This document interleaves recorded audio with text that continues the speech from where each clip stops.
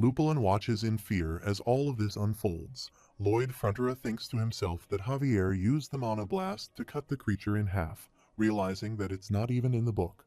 Lupulin believes they are going to kill him, realizing there is no way he can beat these two.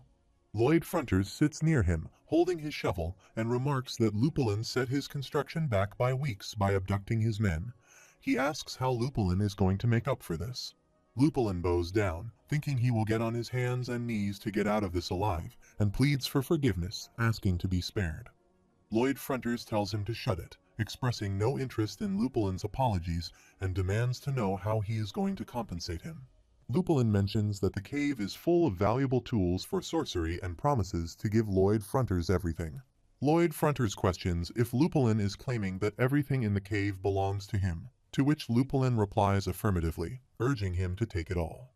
Javier arrives, holding a worker in a bad state, and reports that the men are all worn out but seem otherwise fine. Lloyd Fronters acknowledges this and remarks that a few days more they would have starved to death. He questions Lupulin about his plans for the abducted men. Lupulin admits he was researching how to bring back the dead. Lloyd Fronters inquires if that is even possible and asks what he would do if he could. He reveals he was attempting to bring back his deceased wife and child. He explains that he worked as a sorcerer in his lord's castle and lived an ordinary life with his family, emphasizing that it was not just normal but a very happy life. However, his lord, who turned out to be a friend, tried to steal his wife away from him. In an attempt to escape, he planned to run away with his family, but his lord tracked them down. Lloyd Fronters interrupts, telling him to stop and expressing his disinterest in the sob story. Lloyd Fronters questions Lupulin, asking if he believes bringing his wife and child back to life would make them grateful for the hundreds of innocent people he killed in the process. Lupulin tries to say something, but Lloyd Fronters points out the ghoul he created and the lives sacrificed to make it, including the happiness, families, and lives of innocent people. Lloyd Fronters questions if none of that matters just because Lupulin has a tragic story. He asserts that no matter how Lupulin spins it, it won't change who he really is, a person who crushed the happiness of others and became a serial murderer. Overwhelmed, Lupulin starts crying. Lloyd Fronters stands up and declares that he will return with his men to collect the tools. As he leaves, he warns Lupulin that if he tries to hurt anyone again, there will be no mercy. Lupulin bows down, expressing immense gratitude. Lloyd Fronters contemplates the events in the novel where Javier forgives Lupulin, forces him out of his laboratory, and Lupulin goes on to kill hundreds more, altering his own body and becoming an annoying villain that Javier must face once again. Despite knowing all of this, Lloyd Fronters finds himself walking away from Lupulin. Suddenly, Lupulin attacks them from behind with magic. Lloyd Fronters looks at him and reminds Lupulin that he explicitly told him there would be no mercy. He believes it's because he foresaw this outcome from the beginning. Javier attacks Lupulin, cuts his neck, and ultimately kills him. The story shifts to a worker's head who insults another worker and questions where his manners have gone. The worker insists that his bow needs to be at 90 degrees. Reflecting on a past experience with an old guy who would curse him for no reason, the worker mentions that every time he acted out, he would apologize, promising to be more careful. The worker's head advises him to learn some manners, referring to him as a little shit. The worker believes that kindness brings more kindness, and he avoids confrontation, understanding that conflict begets conflict. As the worker's head prepares to leave, he comments on how kids these days do not learn any manners. He bows down, thinking that if he treats others with respect one day, it will be returned. Despite the provocations, he holds back each time, maintaining a positive mindset. The scene shifts to the next morning as the worker greets his head with a cheerful good morning. However, the head worker responds by again abusing him, questioning why he is shouting and claiming he almost broke his eardrum, referring to him as a little prick. The worker believes the head underestimated him, taking him for a weak pushover. Dismissing the insults, the head worker calls him pathetic and moves to leave. Frustrated, the worker tries to ignore the provocations, thinking that letting it go will bring an end to the situation. He realizes that exploding in anger will only make things worse now and contemplates the idea of inner peace. Despite his efforts, the head worker laughs and suggests that his parents must be ashamed to have a kid like him. Unable to contain his anger, the worker places his hand on the head worker's shoulder, calls him, and delivers a hard punch to his face. Other workers are shocked and inquire about the situation. The worker continues to punch the head worker repeatedly and then kicks him. In the midst of the brawl, he reflects on the consequences, thinking that he is now in trouble. Other workers intervene, catching him and putting an end to the fight. The head worker instructs them to knock it off, stating that it's enough. The worker, reflecting on the aftermath, wonders what will happen next. As the day progresses, he resumes working on the construction site. The head worker passes by without saying anything, and he feels a sense of peace, finally having some tranquility in his surroundings. The scene shifts back to the cave where Javier kills Lupulin. Lloyd Fronters walks away from there, placing his shovel on his shoulder. He reflects that there are clearly times when violence must be stopped with violence and believes that they should not sink to their level. He contemplates the situation, noting that in Korea, murderers, attackers, and fraudsters are often given only a slap on the wrist because they also have rights. He dismisses this notion, thinking it's laughable, as he believes villains deserve a punishment befitting a villain.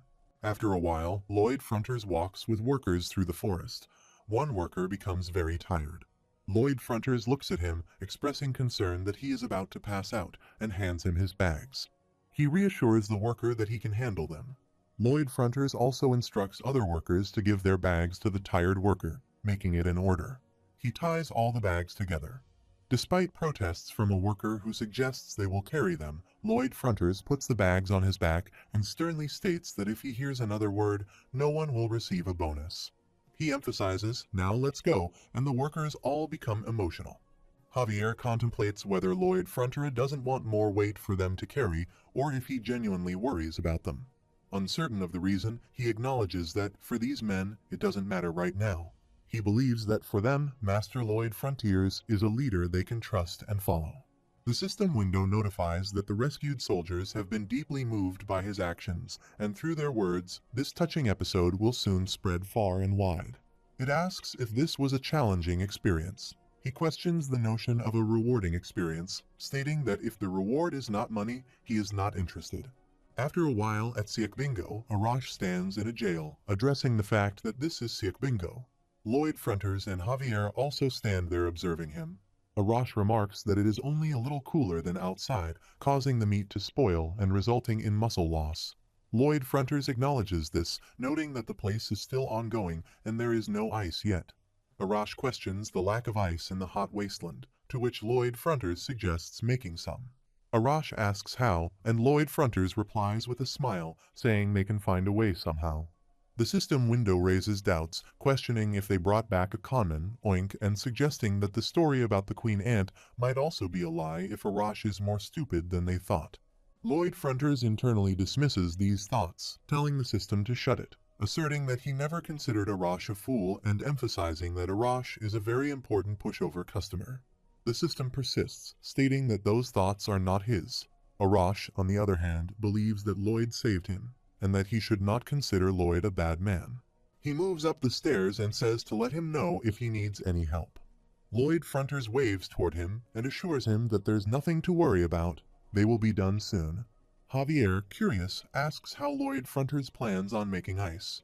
Lloyd Fronters looks at him and acknowledges that it's a good question, asking for suggestions. Javier interprets the look as meaning Lloyd Fronters really needs a plan. He confronts Lloyd Fronters, pointing out that he made a contract with them without a plan and questioning if he was planning to defraud them. Lloyd Fronters responds by stating that unsuccessful people often find numerous reasons not to do something, using excuses like they can't do this or that because of various reasons. He emphasizes that successful people, on the other hand, start things and figure them out somehow, which he identifies as innovation. According to him, that is the mindset of an entrepreneur. Javier is skeptical and thinks there is no way, not a chance. Those people are 1,000 times more likely to fail than succeed. After a while, he sits on the mountain edge and contemplates something. He considers the idea of first making a giant ice cube mold. Once Peepodong and Bangle retrieve water from the lake to fill the mold, they will be ready to proceed.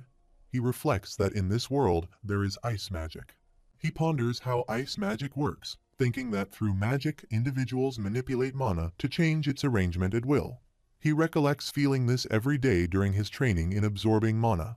Acknowledging that there are different types of mana in the natural world, each with other properties. He envisions taking that mana and changing it in a specific way to create magic. However, he admits that he does not know how to wield mana at will. After a while, Lloyd Fronters, along with Peepodong and Bangul, guides them, saying, "This way over here." He presents a water pot and contemplates that he can do something similar. Placing his hand in the water, he employs the Asurahan core technique and starts absorbing mana. He intends to drink only the warm mana and leave behind the cold mana, but realizes he did it the other way around and tries again, acknowledging that it's more challenging than he thought. Javier stands behind, observing everything, and reflects on the mindset of starting things and figuring them out somehow. He finds it irresponsible and reckless. At least, that's what he initially thought. However, he notices Lloyd Fronters figuring out a way as if he's showing off, and he realizes there may be no stopping him. Lloyd Fronters harnesses his power. The system window notifies that he has developed a new application for the Asurahan core technique, leveling up the skill to Asurahan core technique double circle level 2. The scene shifts to a few days later. People of the Sand and Steel tribe observe the ice block and remark that Lloyd Fronters made ice. Lloyd Fronters states that all they need to do now is put in the insulation, and they are done. Akush expresses amazement, noting that now they won't have to throw out any meat. Arash adds that they won't have to hunt every day, and in celebration, today will be a triceps day, and everyone will be called to the square. Reflecting on the situation, Lloyd Fronters thinks about the mindset of an entrepreneur. Javier agrees, acknowledging that he is right. The leader of the tribe expresses deep gratitude to Lloyd Fronters, the human.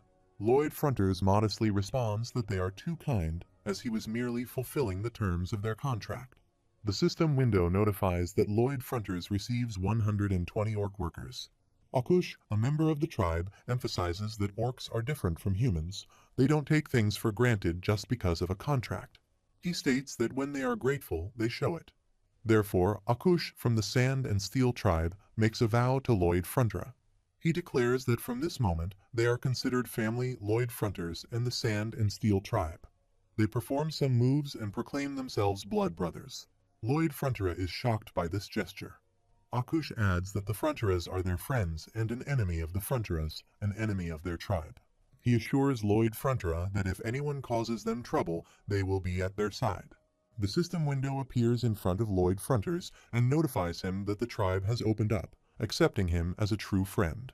The Orc tribe's approval rating of him has risen, increasing his RP, and he receives a special bonus RP for helping the tribe open up, bringing his current RP to 611. In response, Lloyd Fronters exclaims, "Long live the Sand and Steel tribe."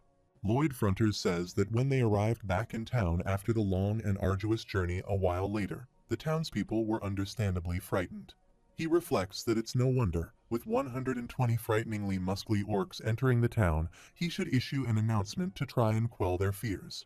He acknowledges that, for starters, people tend to think of orcs as scary. Lloyd Fronters' parents also get frightened. He feels even the Baron, who knew why he went to see the orc tribe, was frozen in fear when he saw them in person. Then there was the unexpected bonus. The system window notifies that the story of his defeating the Dark Sorcerer and rescuing the soldiers is spreading throughout the land. The people are praising him for valiance and courage.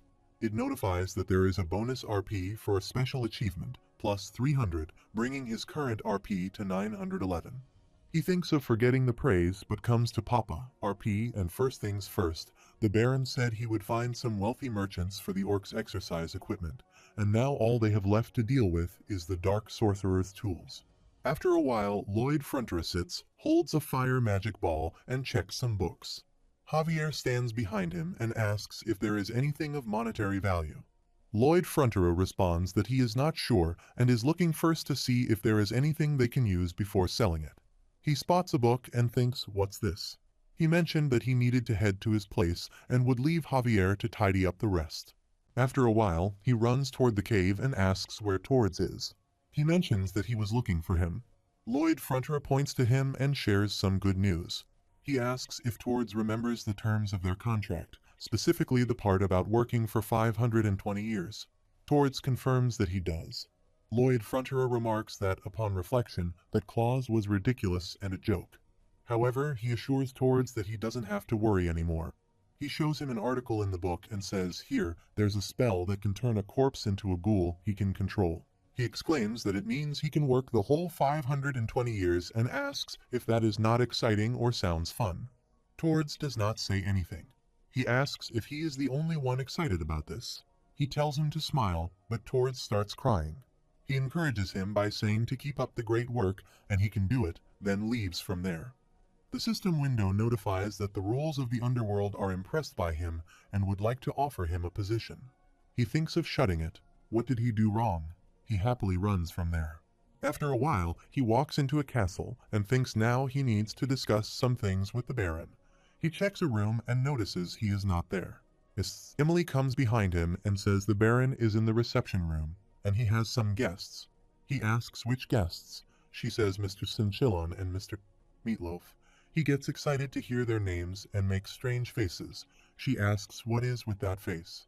Meanwhile, moneylender Meatloaf informs Baron that, as he already knows, their policy is to receive the principal of the loan in a single repayment. However, just this once, a special arrangement will be made so he can repay 10% of the principal, provided he hands over the rights to Meatloaf.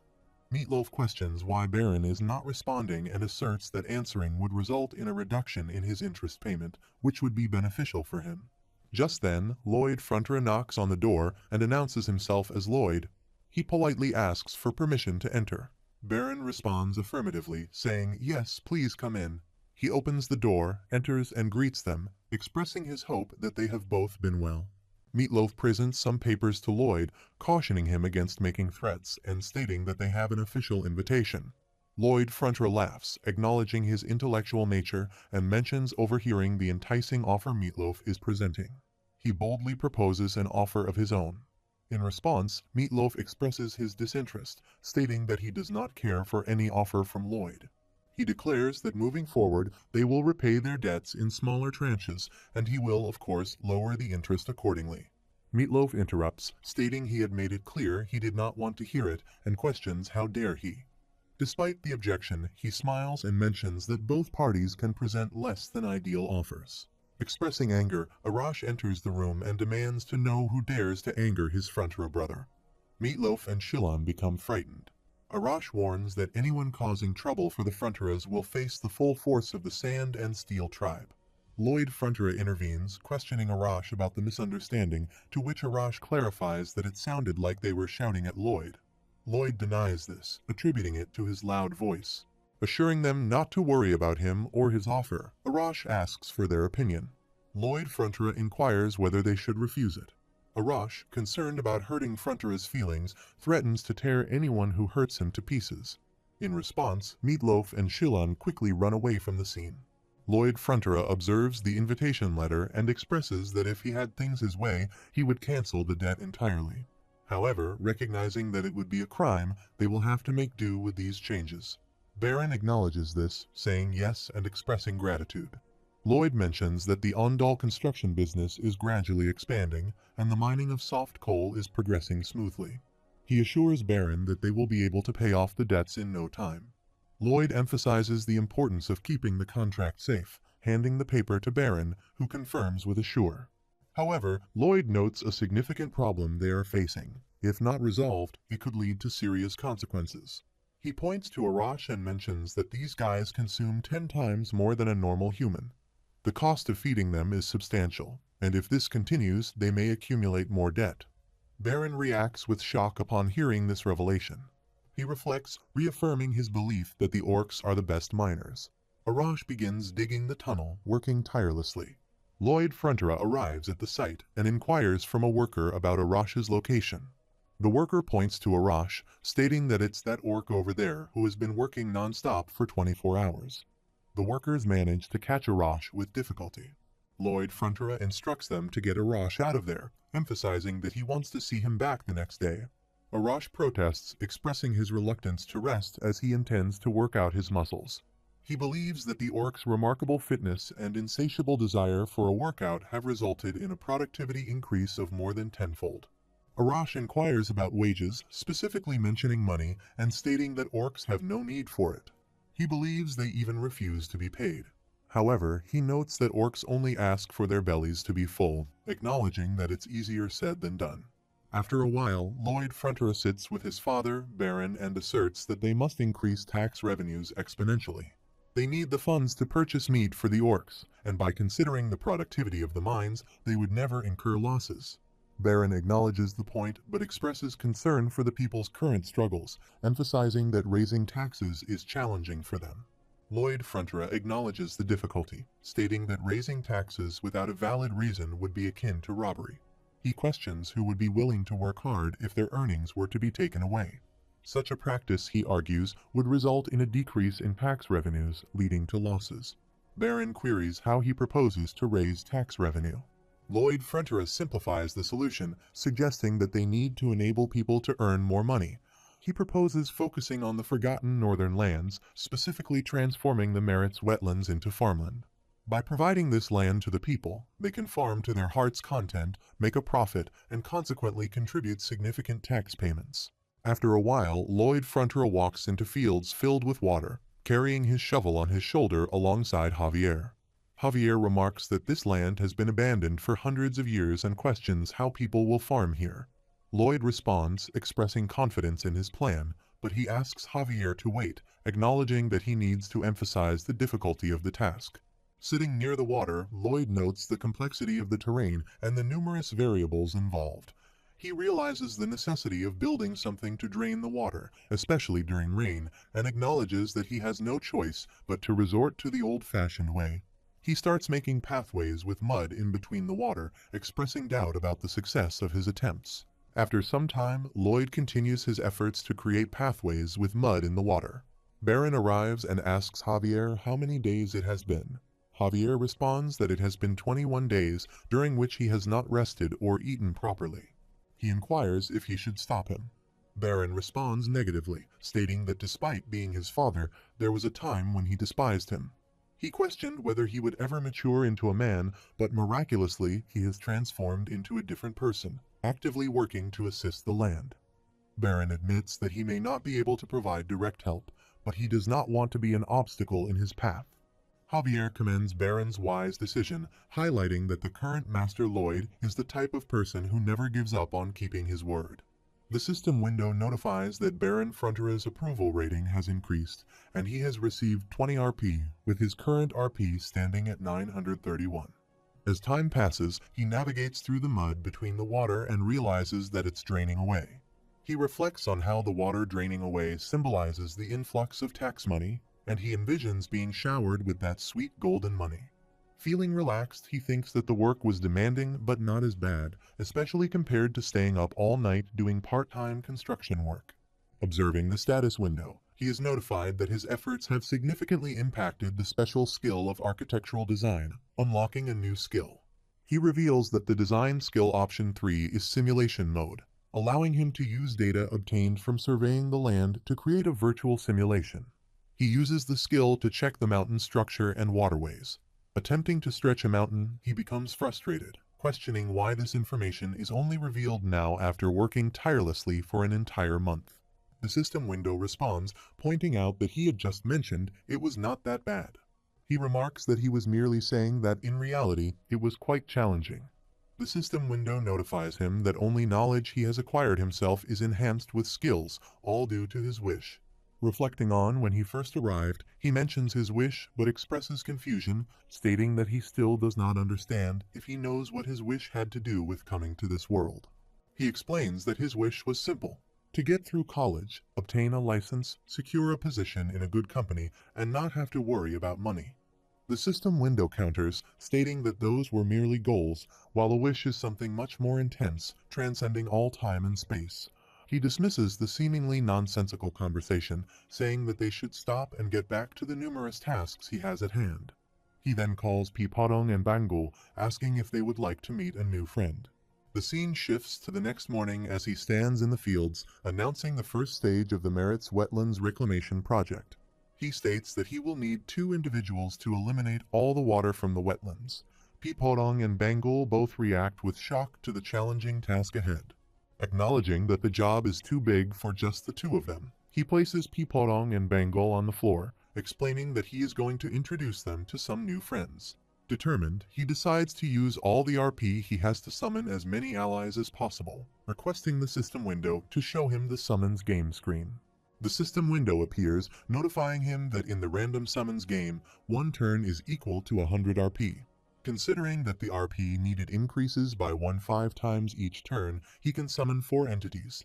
Clicking the start button, he believes he doesn't need any special skills. He needs ones that can grow as big as Peepodong and Bangle. He contemplates the noisy process of carrying the water each time. A magical circle appears in front of them, and a small creature-like ball named Humming emerges, hitting Lloyd Frontera's nose and causing it to bleed. Regaining his composure, Lloyd Frontera sees Hamming and thinks of it as a hippo, or more precisely, a water-guzzling hippo. Peepodong and Bangle express joy at seeing Hamming, and he starts playing with them. Interrupting the play, Lloyd Frontera apologizes and asks if he could have Hamming's instruction manual. Hamming spits out a paper. Lloyd Frontera, accustomed to this behavior, takes the instruction manual, reads it, and inquires if Hamming doesn't grow bigger with sunflower seeds. He wonders if he has received a defective summon this time. He looks at Hamming and instructs him to show the summons game screen. The system window notifies that the summons game can only be played once a day. He expresses frustration, calling it a complete waste. Bangle becomes angry upon hearing this, while Hamming and Peepodong appear sad. He asks if he is being mean, understanding that they may need someone larger for their next project. He comments that Hamming, being so small, is deemed useless, further provoking Peepodong and Bangle. He relents, acknowledging that the two are scaring him. He then questions Hamming about his skill, suggesting it might be something related to dehumidifying, and if so, he could be placed in his closet. The system window notifies that Hamming's skill is a one-shot level 1. He queries about the term one-shot and whether Hamming can drink a large amount of water in one go. Hamming nods in agreement, and when asked how much, he responds, as much as his stomach can hold. He reflects on how he thought this was going to be a perfect skill, realizing that his luck may have been too good to be true. They all move from the spot, and he encourages Hamming to demonstrate. Hamming starts drinking water, growing bigger and bigger in the process. He contemplates whether he is imagining it, or if Hamming does indeed look bigger than before. Hamming continues drinking water, growing until he becomes the biggest. Lloyd Frontera is shocked to witness this. Hamming drinks all the available water, leaving Lloyd Frontera astonished at how quickly it can consume such quantities. He realizes that if Hamming can drink this much so rapidly, they could potentially eliminate all the water in a few days. Peepodong and Bangle express joy at the sight. Perplexed, Lloyd Frontera asks why the two look so smug. He then calls a messenger and questions whether the summons are truly random, noting that he always seems to receive the exact skill he needs. The system window responds, explaining that when he enters another world, he typically possesses some special skill. However, being a human with no innate skill or luck, he might have been fortunate to receive a lucky random summon as his special skill, or perhaps not. Lloyd Frontera critiques the vagueness and questions if the system is even trying. He invites Hamming to drink more, encouraging it to drink to its heart's content, as they will begin reclaiming the Merit's wetlands tomorrow, starting with the vertical drainage system. The workers are shocked to see the enlarged Hamming. Lloyd Frontera outlines the plan, starting with Hamming removing all the water from the wetlands by spitting out the consumed water into the river. After getting smaller, Hamming repeats the process. Then they proceed to clear any weeds or debris from the exposed ground. Javier drives his sword into the ground and employs mana black magic to create holes with mana blasts. Bamboo stalks are inserted into these holes, and the area is filled with sand to construct a sandbank. Simultaneously, Peepodong packs down the earth, and to extract water from the deepest parts of the soil, they use bamboo stalks like straws, with Hamming performing a one-shot to remove the water. Reflecting on the process, they build a level using Lloyd Frontera's upgraded simulation skill. After 10 days of this routine, they complete a sector. Lloyd Frontera acknowledges that there is still a lot of work to do but questions what will happen when they finish. They respond with enthusiasm, suggesting a bonus party. Lloyd Frontera agrees, saying, "Alright, let's go," and they respond with determination, saying, "Let's do this." Javier looks around, realizing that the former wasteland is genuinely transforming into farmland. He contemplated when he started being involved in this project, finding it almost natural. Reflecting on his previous duties, he wonders what they were. Lloyd Frontera arrives, calls Javier, and hands him a bag of seeds. He instructs Javier to plant the seeds over there and take care of them. Javier, questioning why a knight like him should do such a task, is told it's to eliminate pests and save the land. Agreeing, Javier starts planting the seeds, thinking about how he has been pulled into this once again and resolving to find a way out next time. Baron Frontera arrives with his wife, observing the transformation of the wetlands into farmland. He remarks that not only he but also the people in the area must view this as a miracle. The workers appear happy with their work and notice Lloyd Frontera with a smile. The system window notifies that everyone in the Frontera barony feels deep awe and respect for the miracle he has performed. For this great achievement, he has been awarded a large amount of bonus RP. The notification indicates that the bonus RP for the special achievement is plus 450, bringing his current RP to 1,281. He is pleased to see the updated RP. After a while, the seeds grow and transform into plants, with Javier watering them and smiling. Lloyd Frontera remarks that now all they need to do is build a water wheel, and they will truly be done. He inquires about the water wheel, prompting Lloyd Frontera to explain that it is needed to remove water when the rains come. Otherwise, all the reclaimed land will be underwater. He mentions that his engineers should be arriving soon. Suddenly, they spot a caravan approaching from the side, with people on horses. Lloyd Frontera wonders who they are. Javier identifies them as Viscount Lacona's group from the north of the Merits wetlands. A brown-haired man in the caravan asks who is in charge of the project. Javier advises him to show some manners, but Lloyd Frontera stops him and identifies himself as the one in charge, asking if he can help them with something. The brown-haired man reveals that the land belongs to Viscount Lacona and orders them to leave immediately. Lloyd Frontera expresses surprise at not being aware of this and asks if there's a way to resolve the situation.